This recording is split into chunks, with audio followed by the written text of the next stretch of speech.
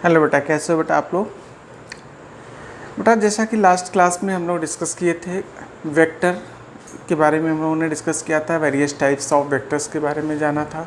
फिर उसके बाद से जो है वेक्टर एडिशन, ठीक है, आपका triangle law of vector addition, parallelogram law of vector addition और polygon law of vector addition, ये सारी चीज़ें हम लोगों ने सीखी थी। फिर उसके बाद से रिजोल्यूशन ऑफ वेक्टर का रिजोल्यूशन भी हमने सीखा था। फिर उस रेक्टेंगुलर कंपोनेंट्स में उनका रिजोल्यूशन सीखा था। इसी सीरीज़ में अगर हम आगे बात करेंगे तो वेक्टर्स का अब हम जो है नेक्स्ट एप्लीकेशन, इनकी वेक्टर्स पर जो नेक्स्ट ऑपरेशन पढ़ेंगे वो है प्रोडक्ट, यानी कि अगर वेक्टर्स का प्रोडक्ट करें तो क्या होगा। ठीक है, अभी तो एडिशन किया, एडिशन और सब्ट्रैक्शन की अगर हम बात करें, सब्ट्रैक्शन वर्ड हमने यूज़ नहीं किया था क्योंकि सब्ट्रैक्शन की अगर हम बात करेंगे तो सब्ट्रैक्शन आपका एडिशन ही का ही क्या है, एक रूप है, एक तरीक मतलब जो है उसी की रिप्लिका है। कैसे देख लो, जैसे हमने कहा एक वेक्टर ये है ए, दूसरा वेक्टर आपका बी है, इन दोनों को हमने ऐड किया था, आर वेक्टर ये आया था। अब अगर हमें इन्हें सब्ट्रैक्ट करना है तो इसका मतलब ये है कि एक वेक्टर में प्लस कर दें नेगेटिव ऑफ बी वेक्टर, मतलब बी वेक्टर का नेगेटिव अगर हम कर देंगे तो क्या जाएगा, ए वेक्टर माइनस बी वेक्टर। तो ये भी एक तरह से क्या है, एडिशन ही है। तो इस वजह से हमने सब्ट्रैक्शन की बात नहीं की थी। ठीक है, बाकी इसके बाद से वेक्टर का रिजोल्यूशन वगैरह ये सारी चीज़ें हम लोगों ने तो डिस्कस कर ही लिया था। अब अगर हम बात करेंगे वेक्टर का प्रोडक्ट्स, यानी कि वेक्टर्स प्रोडक्ट्स जो है किस तरह से हो सकते हैं। तो अगर मान लो दो वेक्टर्स हैं तो उनका जो प्रोडक्ट है वो कैसे हो सकता है, यानी कि उसमें दो तरह के प्रोडक्ट्स हो सकते हैं, मतलब उनका मल्टीप्लिकेशन दो तरह का हो सकता है। फर्स्ट आपका आता है क्या, डॉट प्रोडक्ट। कौन सा प्रोडक्ट, डॉट प्रोडक्ट, और स्केलर प्रोडक्ट। इसको स्केलर प्रोडक्ट क्यों कहते हैं, क्योंकि ये क्या होगा, इनकी जब प्रोडक्ट करेंगे तो हमें एक स्केलर क्वांटिटी मिलेगी। जैसे एक वेक्टर ये है ए, दूसरा वेक्टर आपका बी, तो ए डॉट बी जो आपका होता है वो होता है mod of A vector mod of B vector cos theta. ठीक है, तो इसी तरह से अगर मान लो कोई वेक्टर है, जैसे मान लो ए वेक्टर है A i cap, A one I cap, B one J cap plus C one के कैप। दूसरा वेक्टर आपका है B A two I cap plus B two J cap plus C two के cap. यानी कि rectangular component के form में दे रखा हो या वेक्टर बेस के फॉर्म में दे रखा हो, तो उस केस में इसका हम कैलकुलेशन कैसे करेंगे। तो देखिए, अब अगर हम ए डॉट बी करेंगे तो सिंपली ए डॉट बी अगर करेंगे तो हमें A one I cap plus B one J cap plus C one के cap dot A two I cap plus B two J cap plus C two के cap. यहाँ से हम देखेंगे तो A one A two I dot I plus A one B two, इसका इन तीनों से मल्टीप्लाई करेंगे, आई डॉट जे प्लस इसके साथ मल्टीप्लाई करेंगे तो क्या जाएगा, A one C two I dot K and so on. इस तरह से फिर उसके बाद से इसका इन तीनों के साथ प्रोडक्ट करेंगे तो क्या जाएगा आपका, B one A two j dot I plus B one B two j dot j plus B one C two j dot k. आगे करते हैं plus C one A two k dot i, भाई vector vector का यहाँ पे क्या आ जाएगा, मल्टीप्लिकेशन डॉट हो जाएगा, C one B two k dot j plus C one C two k dot k. अब यहाँ पे हमने क्या देखा कि जो वेक्टर आई है और जे है ये के है, ये सब क्या है, यूनिट वेक्टर, मतलब इनका मैग्नीट्यूड क्या होगा, mod of i is equal to mod of j is equal to mod of कि इसका मैग्नीट्यूड क्या आएगा 1 यूनिट। ठीक है, तो अगर हमने कहा आई डॉट जे, तो आई डॉट जे का मतलब कि आपका जो एक्सेस होगा this is a x y z. ठीक है, तो एक्स एक्सिस के अलॉन्ग आई लेते हैं, वाई एक्सिस के अलॉन्ग जे लेते हैं और पॉजिटिव जेड एक्सिस के अलॉन्ग के कैप लेते हैं।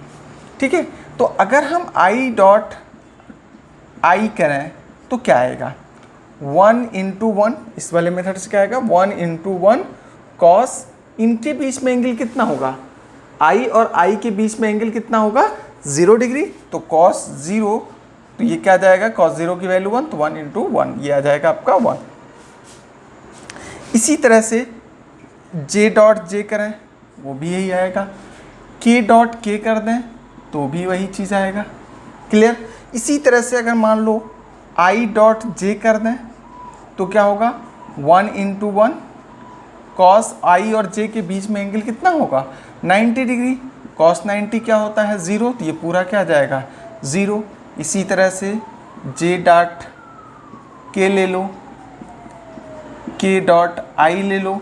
ठीक है, मतलब कि जितने भी डिफरेंट टाइप्स के वेक्टर्स हैं, डिफरेंट यूनिट वेक्टर्स हैं, उनका डॉट प्रोडक्ट हमेशा क्या देगा 0 देगा। और सेम टाइप के यानी कि लाइक वेक्टर्स जो होंगे, लाइक यूनिक वेक्टर्स होंगे, तो उनका जो डॉट प्रोडक्ट होगा वो हमेशा 1 देगा। तो इससे आपको क्या चीज़ क्लियर हो गया होगा कि ये वाला टर्म आपका क्या आ जाएगा 0, ये वाला भी 0, ये वाला भी 0,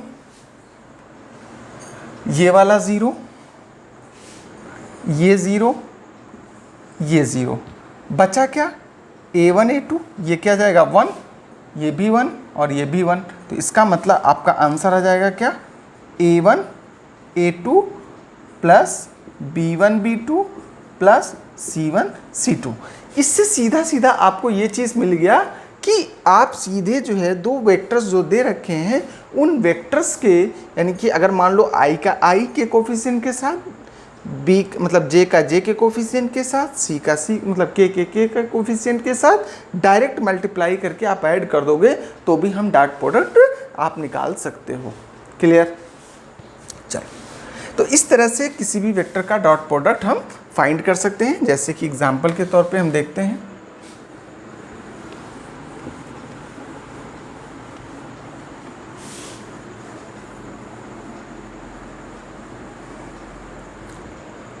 जैसे मान लो एक वेक्टर है a vector is equal to 2i cap plus 3j cap plus 4k cap, b vector आपका दे रखा है 3i cap plus 4j cap plus 2k cap.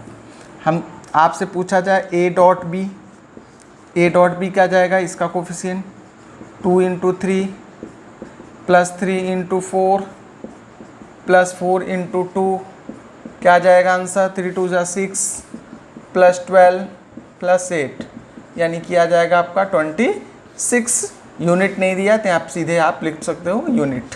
ठीक है, तो ए डॉट बी क्या है 26 यूनिट, यानी कि इसमें आपको कोई भी डायरेक्शन नहीं है, यानी कि नो डायरेक्शन, कोई डायरेक्शन नहीं है। इस वजह से इस प्रोडक्ट को क्या बोलते हैं, स्केलर प्रोडक्ट कहते हैं। इस प्रोडक्ट को क्या कहते हैं, स्केलर प्रोडक्ट कहते हैं। क्लियर है इतनी बात। इसी तरह से आप यानी कि जो आपका डॉट प्रोडक्ट है वो स्केलर प्रोडक्ट कहलाता है। ठीक है, इसमें एक टर्म आता है प्रोजेक्शन ऑफ अ वेक्टर, यानी कि एक वेक्टर का दूसरे वेक्टर के अलॉन्ग प्रोजेक्शन। तो इसका मतलब क्या है देख लो,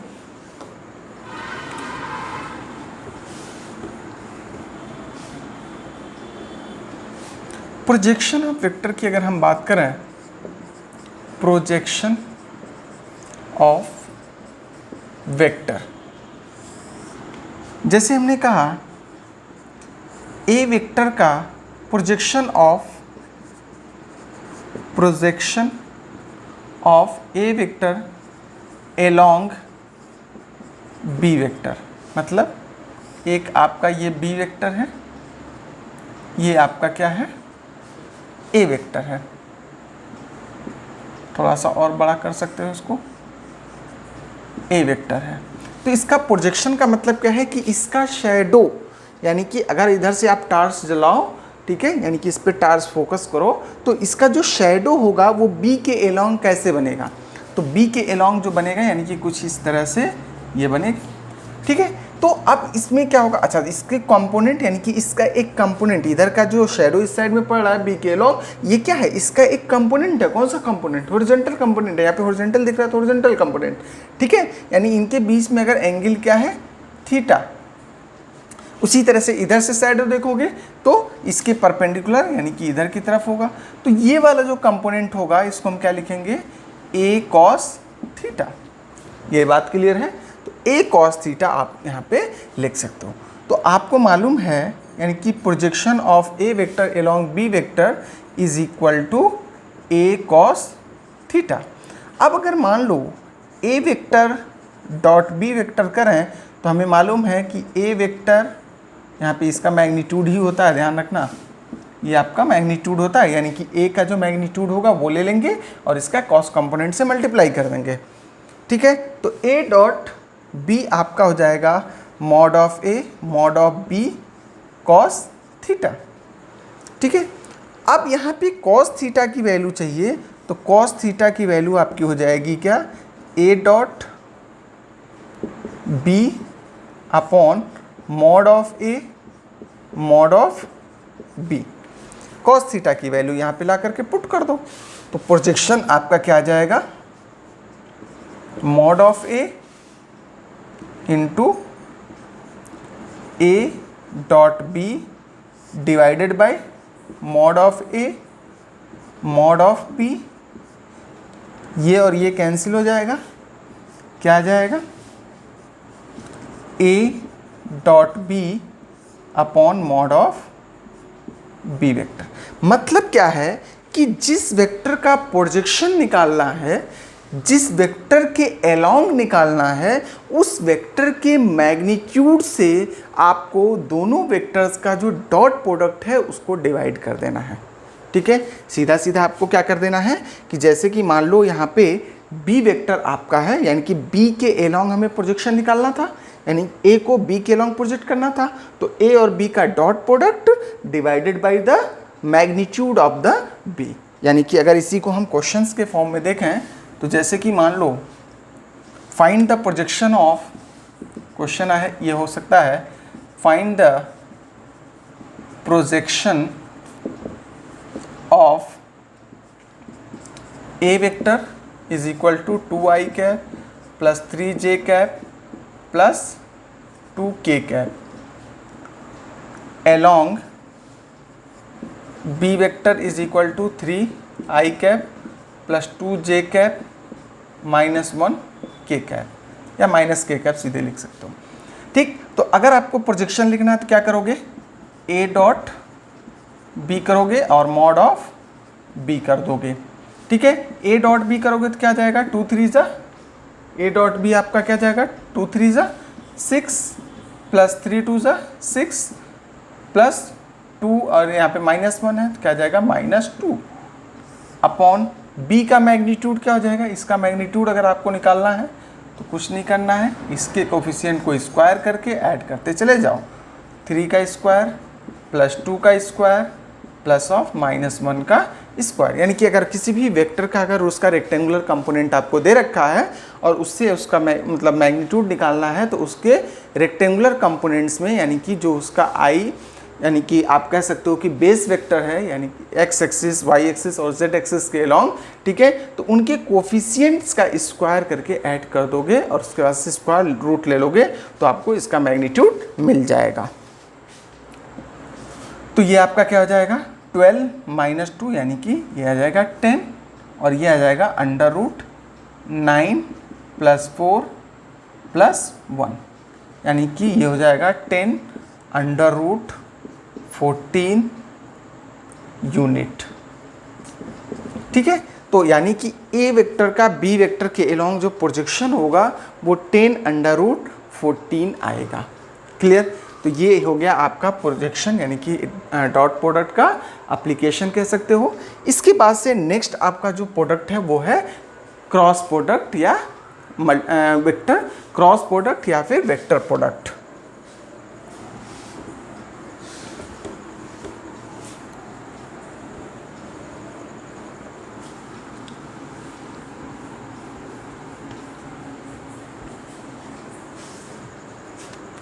नेक्स्ट क्या है, vector product oblique cross product. इसको क्रॉस प्रोडक्ट को वेक्टर प्रोडक्ट क्यों कहते हैं, क्योंकि इससे जो आपको रिजल्टेंट मिलेगा वो रिजल्टेंट भी अपने आप में क्या होगा कि वो भी एक वेक्टर क्वांटिटी होगी। क्लियर? तो चलिए, जैसे कि मान लो एक वेक्टर आपका ए है, क्रॉस बी वेक्टर अगर आप करोगे तो ये होता है क्या, ए वेक्टर का मॉड मतलब इसका मैग्नीट्यूड, बी वेक्टर का मैग्नीट्यूड साइन थीटा। ठीक है, इसी तरह से अगर मान लो रेक्टेंगुलर कंपोनेंट दे रखा हो, A vector is equal to a1 i cap plus b1 j cap plus c1 k cap. दूसरा आपको दे रखा है b vector is equal to a2 i cap b2 j cap plus c2 k cap. तो अगर हमें a cross b करना है तो क्या करेंगे, इन दोनों का cross product a1 i cap b1 j cap c1 k cap cross a2 i cap b2 j cap plus c2 k cap.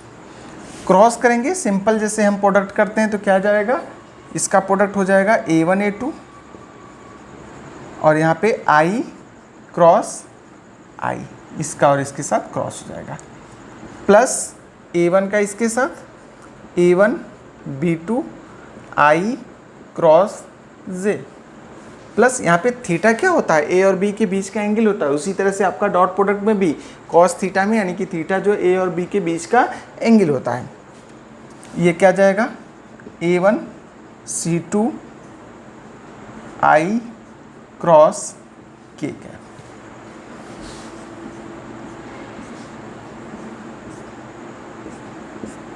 अब यहाँ से b1 से करोगे तो b1 a2 j cross i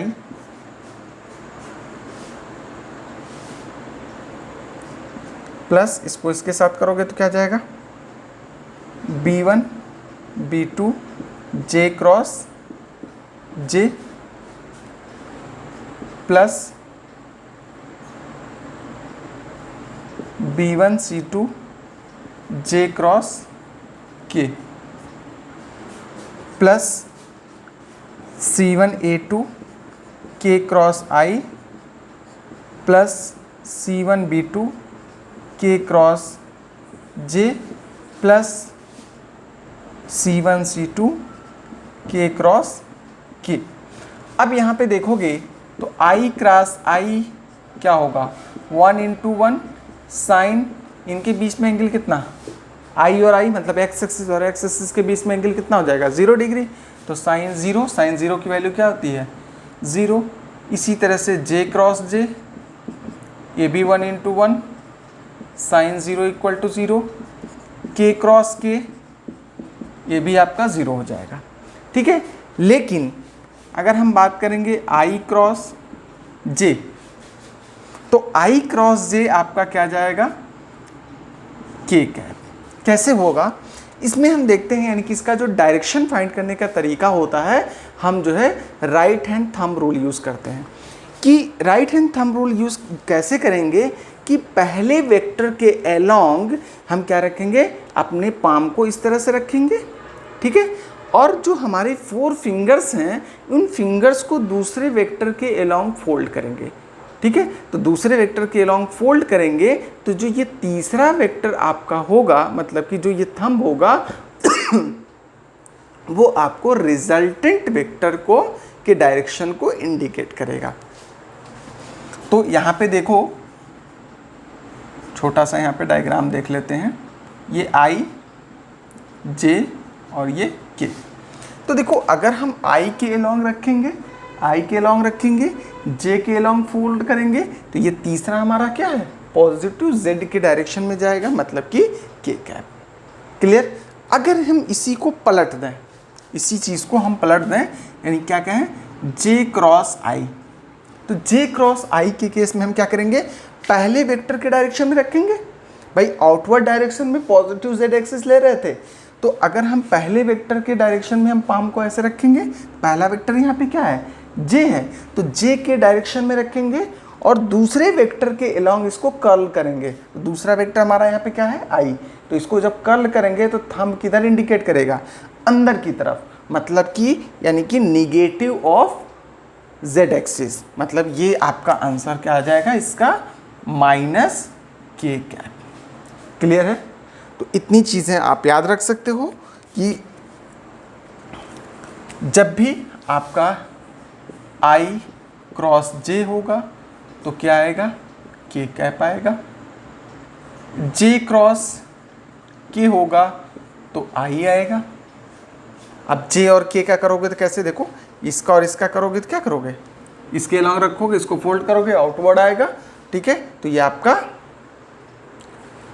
I direction आ जाएगा आपका सीधे। तो आई जे, जे के और उसके बाद से के क्रॉस आई करोगे तो ये आएगा आपका जे। इसके अलावा अगर मान लो इसी को हम जे क्रॉस आई करें तो ये माइनस के कैप, के क्रॉस जे करेंगे तो ये आएगा माइनस आई कैप, और यहाँ पे के क्रॉस आई क्रॉस के करेंगे तो ये माइनस जे कैप। तो इन सब चीज़ों से आपको क्या चीज़ समझ में आया, ये चीज़ क्लियर हो गया होगा कि जहाँ पर सेम तरह के यूनिट वेक्टर होंगे वहाँ पे आंसर क्या आ जाएगा, ज़ीरो। ठीक, तो यानी कि सबसे पहले ये वाला टर्म आपका ज़ीरो हो गया और ये वाला टर्म ज़ीरो हो गया, और कौन सा, ये वाला टर्म ज़ीरो हो गया। बचा क्या, जो बचा हुआ पार्ट है, remaining part, a1 b2, a1 b2, आई और जे, आई और जे देखो कहाँ पे है बेटा, आई और जे के होता है, तो यहाँ पे लिख सकते हो के कैप। अब देखो जे और आई भी कहीं पे है क्या, यहाँ पे देखो जे और आई, तो यहाँ पे क्या आएगा, जे और आई क्या आएगा, माइनस के आएगा, और आई जे क्या आया, के आया, तो दोनों में से के कॉमन ले लोगे, तो यहाँ पे क्या आपका है, b1 a2, तो यहाँ पे माइनस के था, यहाँ पे क्या था, माइनस के, और यहाँ पे के, तो बीच में माइनस साइन ये आ जाएगा, प्लस, यानी ये आपका सॉल्व हो गया, ये सॉल्व हो गया। उसके बाद से क्या है, आई और के, तो आई और के आपका क्या है, माइनस जे, तो देखो के और आई भी है क्या, कहीं ज़रूर होगा के और आई, यहाँ पे क्या जाएगा आपका, प्लस का जे। तो इसी तरह से यहाँ पर भी c1 a2 minus c1 a2 minus a1 c2, और यहाँ पर क्या कर लोगे, आई और के है, तो आई और के का क्या था, आई और के का रिलेशन जे कैप, यानी कि यहाँ से आपका जे कैप हो जाएगा। इसी तरह से दूसरा आपका है के जे, और यहाँ पे जे के, तो के और जे देखोगे तो क्या आएगा, के और जे माइनस आई, और यहाँ पे यानी कि के और जे आपका माइनस आई होगा और जे के आपका प्लस में, तो ये क्या जाएगा, b1 c2 minus c1 b2, और इनका जो मतलब रिजल्टेंट आएगा के जे और आई जे का, वो क्या आएगा, के कैप, क्योंकि यह माइनस साइन इस वाले के साथ जो आएगा वो यहाँ पे माइनस साइन लिख लिया। तो ओवरऑल आपको क्या मिला कि जो रिजल्टेंट आया है, क्या आया है, जो रिजल्टेंट आया है वो क्या आया है, a1, यानी कि यही आपका क्या जाएगा, a cross b vector, a cross b ये आपका रिजल्टेंट वेक्टर है। क्लियर है इतनी बात? तो ये a क्रॉस b यहाँ से आपने रिजल्टेंट वेक्टर फाइंड आउट कर लिया। ठीक, तो इसमें आपको क्या दिखा, एक मिनट, यहाँ पे आई होगा बेटा, इसको आई कर लेना क्योंकि देखो यहाँ पे जे और के जे क्या होता है, आई होता है, तो आई, तो यहाँ पे देखो आई आई जे के फॉर्म में, यानी कि ये क्या है, एक्स वाई और जेड एक्सेस के अलोंग डिनोट कर रहा है। तो इस तरह से यहाँ पे आपको वेक्टर्स देख सकते हैं। ठीक है, इस पे एक एग्जांपल देख लेते हैं छोटा सा।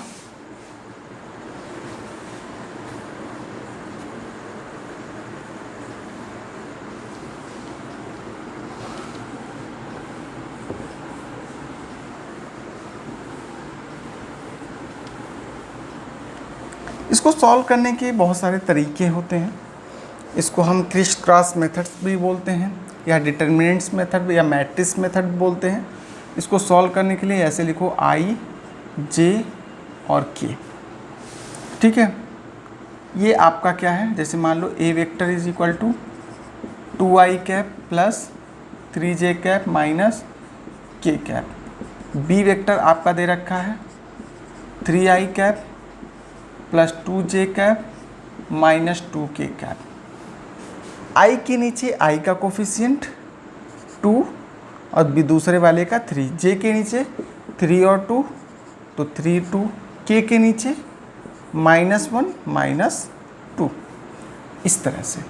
ठीक है, अब इसमें हम क्या करेंगे, इसको सॉल्व करने का तरीका, सबसे पहले आप क्या कर लो, इस पर प्लस माइनस प्लस ये साइन आप ऐसे बना लो। ठीक, अब क्या लिखेंगे, प्लस आई कैप, क्या लिखेंगे, प्लस का आई कैप। अब ये वाली लाइन और इस वाली लाइन को ऐसे कवर कर लो, क्या दिखा, एक दिख रहा है, तो 3 2 जा, यानी इसका क्रॉस में मल्टीप्लाई करोगे ऐसे। ठीक है, इसका इससे मल्टीप्लाई करोगे, क्या जाएगा, 3 2 जा -6। ठीक है, बीच में क्या लगाओगे, माइनस साइन, 2 1 जा -2 और इस माइनस के साथ मिलकर के बन जाएगा प्लस का 2। उसी तरह से अब ये क्या है, यहाँ पे माइनस है तो इसके साथ क्या लिखोगे, माइनस जे कैप। अब इसको और इसको कवर कर लेना है, मतलब कि इसको हाइड कर लो, तो आपको क्या दिख रहा है, ये और ये दिख रहा है। हमेशा यही डायरेक्शन चलना है, एक तरह से क्लॉकवाइज चलना है। तो यहाँ पे -1 3 जा -3 और 2 इंटू -2 क्या जाएगा आपका, माइनस ऑफ, यानी कि बीच में माइनस साइन, तो 2 2 जा -4, यानी कि माइनस माइनस प्लस हो जाएगा। ठीक, अब इस पे आ जाओ, इस पे क्या है, प्लस है, तो यहाँ पे लिखोगे प्लस के कैप, इसको कवर कर लोगे, इसको कवर कर लोगे। ठीक है, तो इसको कवर करने के बाद से आपको क्या दिखेगा, ये तो 2 2 जा 4, इसमें भी यही चीज़ चलना है, क्लॉकवाइज, ध्यान रखना हमेशा क्लॉकवाइज चलना है। क्या करोगे, 2 2 जा 4, बीच में क्या लगेगा, माइनस साइन, 3 3 जा 9। ठीक, तो ये आपका क्या आया, बेसिकली ए क्रॉस बी, यहाँ से एक लाइन में आपने सॉल्व कर लिया। क्या जाएगा, -4i कैप, यहाँ पे क्या जाएगा, -j कैप, यहाँ पे -5k कैप। तो ए क्रॉस बी की वैल्यू आपकी ये आ गई। I think vector cross product भी आपको क्लियर हो गया होगा। तो ध्यान रखना, इसकी कुछ प्रॉपर्टीज़ हैं कि अगर हम बात करेंगे ए क्रॉस बी, तो ये हमेशा इक्वल होगा minus times B cross A के। एग्जाम्पल के तौर पे हमने आई और जे वाला कॉन्सेप्ट दिखाया था। ठीक है, कि जैसे ही हमने रिवर्स किया तो हमारा क्या हो रहा था, डायरेक्शन तुरंत चेंज हो जा रहा था, यानी कि वेक्टर का डायरेक्शन वहाँ पे चेंज हो रहा था। ठीक, तो ये बहुत ही इम्पॉर्टेंट प्रॉपर्टी होती है, मतलब कि ये एंटी पैरेलल होते हैं, यानी A cross B minus B cross A के एंटी पैरेलल होगा, या बी क्रॉस ए के एंटी पैरेलल होगा, मतलब इसका जस्ट अपोजिट होगा या उसका नेगेटिव वेक्टर होगा।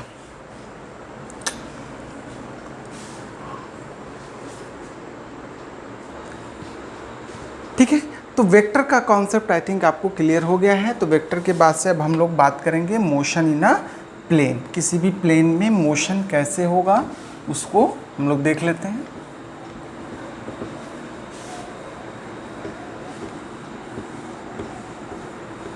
अब यहाँ से आपका टॉपिक स्टार्ट होता है, क्या, मोशन इन अ प्लेन।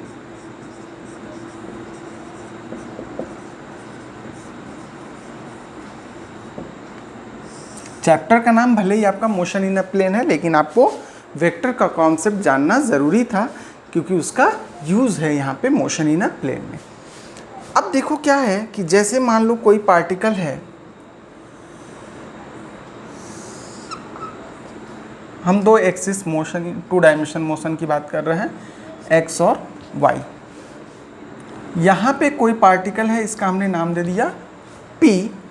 इस पार्टिकल की जो यहाँ से पोजीशन वेक्टर है वो है आपका R वेक्टर। ठीक है, इसकी जो पोजीशन है वो x कामा y नॉर्मली हम लिखते, लेकिन अगर इसी को वेक्टर के फॉर्म में लिखेंगे तो x डायरेक्शन में, यानी कि इसको हम लिखेंगे ऐसे, क्या, x i कैप या x1 मान लो i cap plus y1 j cap. ठीक है, तो इसका मतलब ये हुआ कि r वेक्टर आपका है क्या, x1 i cap plus y1 j cap. ये पार्टिकल मान लो मूव करके यहाँ चला आया, चाहे जैसे भी आया हो, व्हाटएवर, जो भी इसका, ये ऐसे मान लो आया यहाँ पे, इस पॉइंट का नाम दिया हमने Q।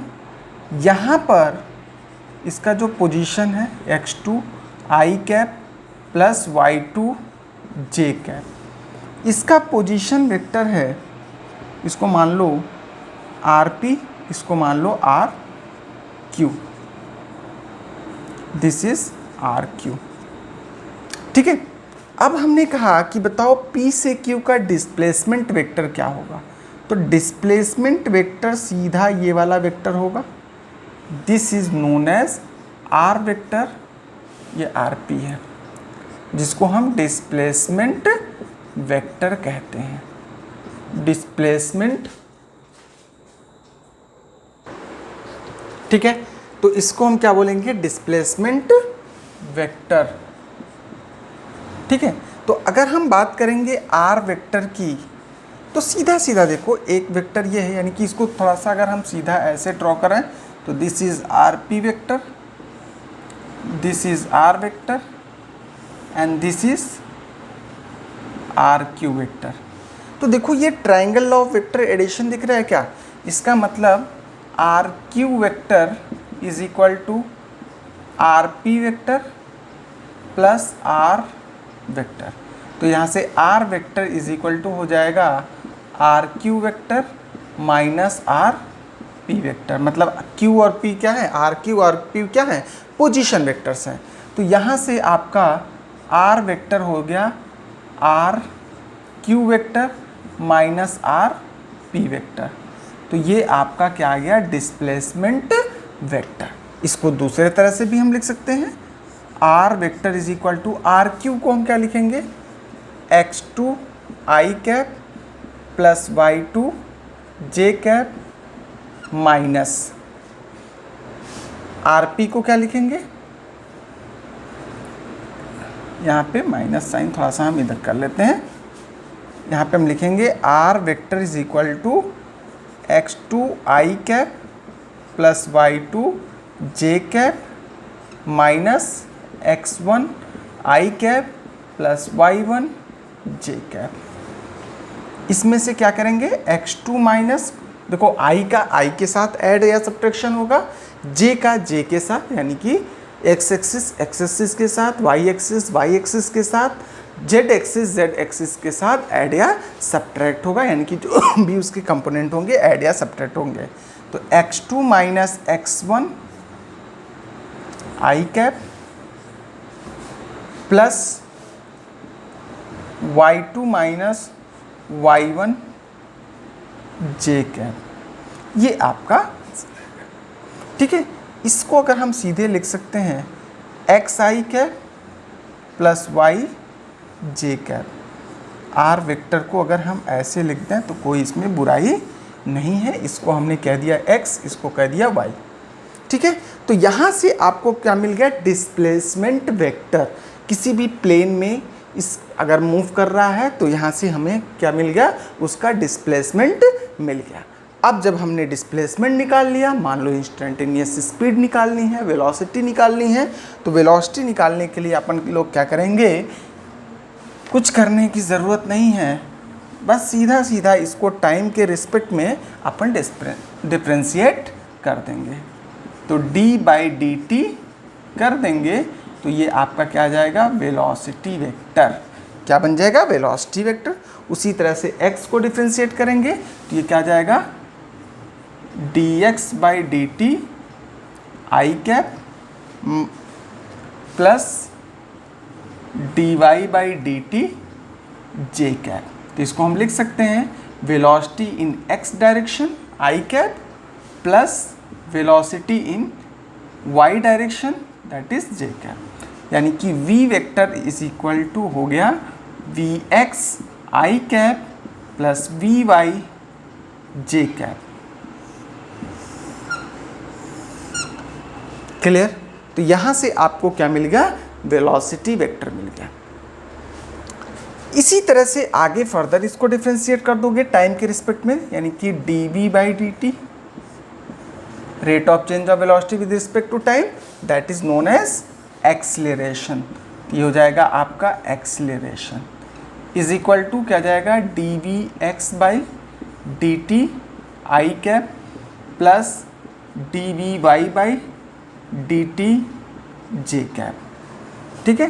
तो ये आपका आ जाएगा क्या, a x डायरेक्शन में acceleration plus a y direction में एक्सीलरेशन दैट इज एक्सीलरेशन। तो यहाँ से आपको वेलोसिटी डिस्प्लेसमेंट मिल गया, वेलोसिटी मिल गई, पोजीशन मिल गया। तो यही तो पढ़ते हो आप मोशन में, चाहे वन डायमेंशन मोशन में भी पढ़ते थे तो यही तो करते थे। क्या हम कैलकुलेट किए, हमने सिंपली यही तो कैलकुलेट किया कि डिस्प्लेसमेंट फाइंड किया, वेलोसिटी फाइंड किया, एक्सीलरेशन फाइंड किया, फिर उसके बाद से उस पर देखते थे कि इक्वेशन ऑफ मोशन काम कर रहा है कि नहीं कर रहा है। तो आइए देखते हैं कि इस पर इक्वेशन ऑफ मोशन हम कैसे यूज़ करेंगे।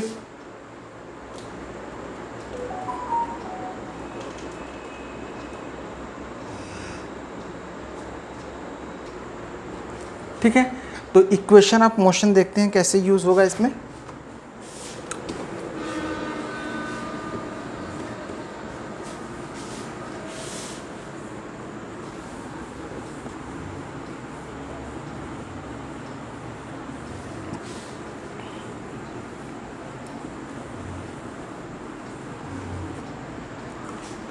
देखो सिंपली अगर हम स्ट्रेट लाइन मोशन पढ़ते तो क्या पढ़ते थे, first equation of motion v is equal to u plus a t पढ़ते थे। Second s is equal to u t plus half a t square.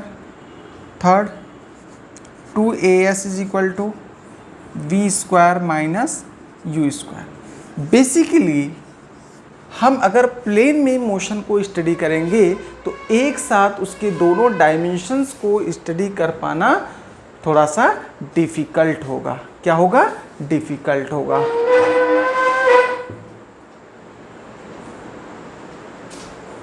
ठीक है। तो एक साथ स्टडी कर पाना डिफ़िकल्ट होगा, तो उसको हम दो पार्ट में ब्रेक कर लेते हैं।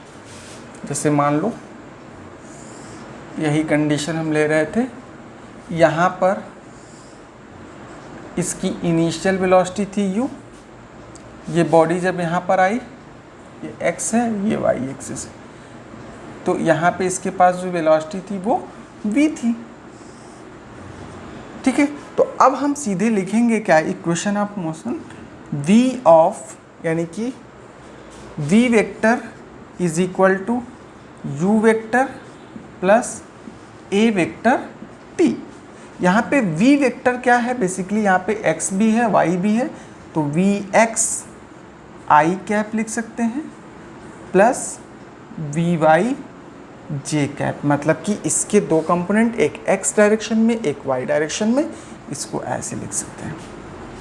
इसी तरह से इसके भी दो कंपोनेंट, एक x डायरेक्शन में एक y डायरेक्शन में, तो लिखेंगे ux i cap uy j cap plus acceleration का भी सेम चीज़, जो भी यूनिफॉर्म, अगर यूनिफॉर्म एक्सीलरेशन है तो a x i cap a y j cap और इनटू t। तो आपका इक्वेशन ऑफ मोशन इस तरह से यूज़ होगा। ठीक है। जैसे कि अगर आपके पास इनिशियल वेलोसिटी है, वेक्टर्स के फॉर्म में दिया गया है, तो इस तरह से आप यूज़ करेंगे। दूसरा आपका क्या है, यहाँ पे ये बेसिकली क्या होता है, change in position, change in position, जिसको हम अगर हम x से डिनोट कर देते हैं, y से वॉट एवर डिनोट कर दें, r से डिनोट कर दो, ज़्यादा बेटर है। तो यहाँ पे क्या जाएगा, r vector is equal to, r is a displacement vector, u vector t plus half a vector t square. इसको क्या लिखेंगे, r को हम क्या लिखेंगे, बेसिकली यहाँ पे ये क्या है, डिस्प्लेसमेंट वेक्टर है, तो यहाँ पे क्या लिखेंगे, r x i cap, x direction में जो भी होगा, plus r y j cap is equal to, u को लिखेंगे u x i cap u y j cap into t. मतलब यहाँ पे देखो दोनों कंपोनेंट है, दोनों कंपोनेंट को हमने तोड़ लिया, ये वन डायमेंशन हो गया, ये वन डायमेंशन, दोनों को स्टडी किया, दोनों को स्टडी करने के बाद फिर से रिकम्बाइन कर लिया, plus half a x i cap a y j cap. मतलब इसका एक्सीलेशन का एक्स के लॉन्ग कंपोनेंट क्या है और वाई के लॉन्ग कंपोनेंट क्या है, इंटू टी स्क्वायर। इसी तरह से इसका अगर हम देखेंगे तो सेम यहाँ पे हम देखेंगे ए डॉट एस, तो सीधा सीधा यहाँ पर भी यही चीज़ हम यूज़ करके कैलकुलेट कर सकते हैं। ठीक है, तो ये बात आई थिंक आपको क्लियर हो गई होगी। ठीक है, तो आज के लिए फ़िलहाल इतना ही, बाकी चीज़ें हम लोग नेक्स्ट क्लास में डिस्कस करेंगे। नेक्स्ट क्लास वो भी यानी कि मोशन इन अ प्लेन में ही आगे हम लोग कंटिन्यू करेंगे, that is a projectile motion. ठीक है, प्रोजेक्टाइल मोशन के बारे में थोड़ा सा हम लोग जिक्र करेंगे। Thank you.